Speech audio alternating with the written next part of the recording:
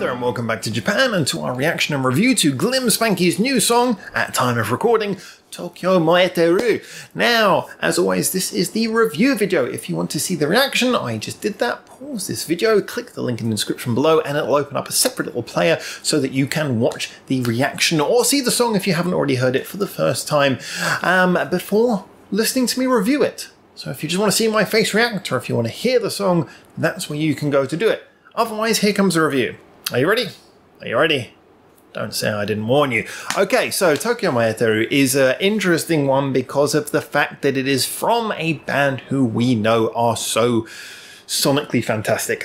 These guys go for, I mean, I would never accuse them of being overly showy, and yet they have fantastic detail in their performance. The singer's voice is just unbelievable, from everything from the sort of gritty sort of lower notes and the fullness all the way up to the higher notes, where she manages to sustain that sort of thickness to her voice whilst also punching through to some much higher notes on occasion.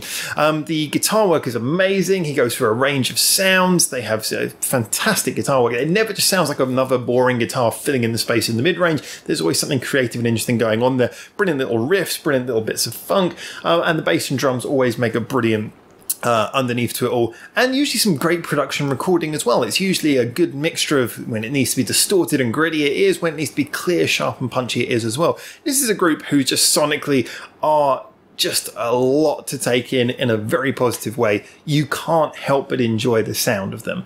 So on that front, we can just skip completely over that and say we're on all of those fronts when it comes to production, mixing, performance, choice of sounds and vocal quality. There is no question that virtually every GLIM SPANKY is a guaranteed win.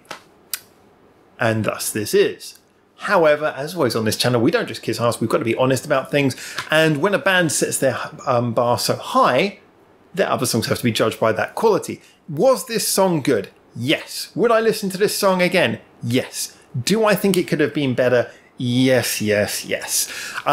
I had some concerns that almost solely boiled down to the vocal melody, as I mentioned. Now, like I say, the chorus was kind of catchy. It had a good little hook to it. It was earwormy, but I felt it was earwormy in a way that kind of bordered on getting a little bit irritating. I felt that whereas some GLIM SPANKY choruses are amazing in that they start off kind of, you know, just calm, and then by the end of the first listen they've grown on you, and then by the end of the second listen you're like, wow, this chorus is amazing. This one kind of went the other way. First time I heard the chorus I was like, oh, okay. Second time I heard the chorus, oh, this is a bit better. And then third time I heard the chorus I was like, okay, I'm starting to get a bit tired of this now. The problem is, and this is a difficult one because there are many different factors go into this, and I am about to oversimplify this massively. When you have a vocal melody that always comes back to the same note every time, and it's always coming back to the same note every time, it adds an irritating quality because your ears are being pounded by one note a bit too much, especially when there's quite a few syllables. This was just on that border. I can argue, I can understand someone arguing against me on this, and so I am accepting this is slightly subjective, but I do believe it's hard to argue that it's not on the border, at least for just enough syllables being in that same note, especially considering she was doing a very similar thing during the verses, that she was pounding away at a certain notes a little bit too much, that it was getting a little bit monotonous, which is something that in anyone else's voice would have been kind of dire. In her voice, it was okay. Now, I'm willing to accept that certain soulful, you know, there are certain styles of soulful singing that do kind of rely on that. Just for me, I felt this song kind of overdid it. And what it made it worse is, although obviously I would never dream of comparing myself to any of these artists, as someone who's worked lifelong, you know, my entire adult life in the music industry, and I've worked doing writing and sort of fixer writing as well, I could hear in my head while she was singing the melody at points, I could hear places that she could have gone that would have made it more interesting without taking away from what the actual melody was, just variants that she could have put in at various points that would have made it more interesting. Yet I just felt that the vocal line was a bit lazy. It's amazing when you have something which is beautifully delivered, but you look at it and you go, you're beautifully polishing something which is, I'm not going to say polished turd, it's no turd, but a polished piece of plastic, I guess we could say. The melody, like I say, was a very clear letdown compared to the rest of the song, in my personal opinion. Now, what does that leave us with? It still leaves us with a song that, like I say, on virtually every level is brilliant. I think I don't know, this is where it'd be interesting to see what you guys think in the comments. I think you would have to be someone who looks at music in an analytical way to have noticed that. I think for most people it would have just sort of gone by as a sort of nice, light thing. However, the reason why I feel it's worth mentioning is because even if it's not something that's noticeably wrong, if you can listen to it and say, look, that could have been done more interesting, then it's worth mentioning. I am hammering a lot on that point, probably spending most of this review talking about that one negative point, simply because of the fact that the rest of the song was so damn good. I could not stop moving my head, I could not stop moving my knees or my feet. Well, I would say my feet, but I'm kind of sitting in what do you call it? What is the name of the position when you're sitting on your bum with your legs crossed? There's got to be a word that is really obvious that I'm missing.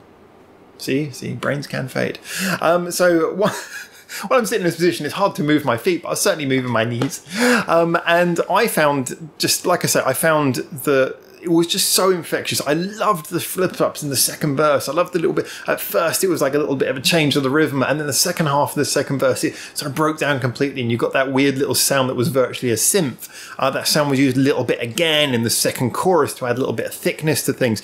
There was so much sonic creativity going on here. There was so much funk and fun to the writing for a song that was obviously deliberately simple in many ways, simple chord pattern. It didn't feel tiresome musically, and it felt beautifully performed vocally despite my criticisms above. The bridge kind of came and went. It was not really particularly noticeable, but that's fair enough. I kind of felt that the song was barreling along with a certain rhythm that didn't really necessitate any particular drama. Obviously, a great written bridge is always a fantastic thing, but some songs just have a sort of a core movement, a core tempo, a core sort of pace that doesn't really need to be interrupted, or at least left uninterrupted is not a problem.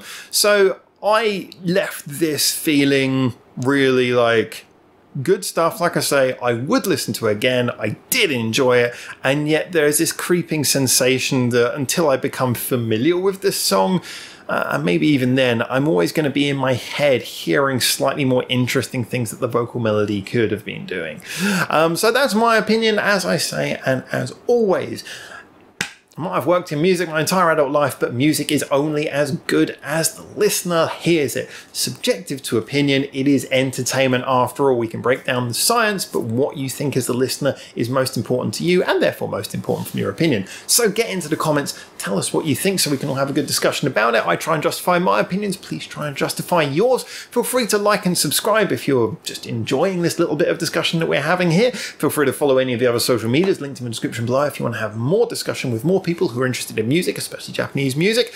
Discord is a very lively place, and we're certainly trying to bump up the rest of them to get a little bit more discussion on all of their various platforms, regardless of what social media you most like to use. A big thank you as always to everyone who supports us on Patreon, for the fact that I know I say it, but it's true. You literally are the reason why this channel is still going, especially after we had to restart everything. And of course, the biggest thank you goes to you for making it through to the end of this video. So a big thank you, and until I hopefully see you soon in Japan for the next one of these, for now, ciao ciao.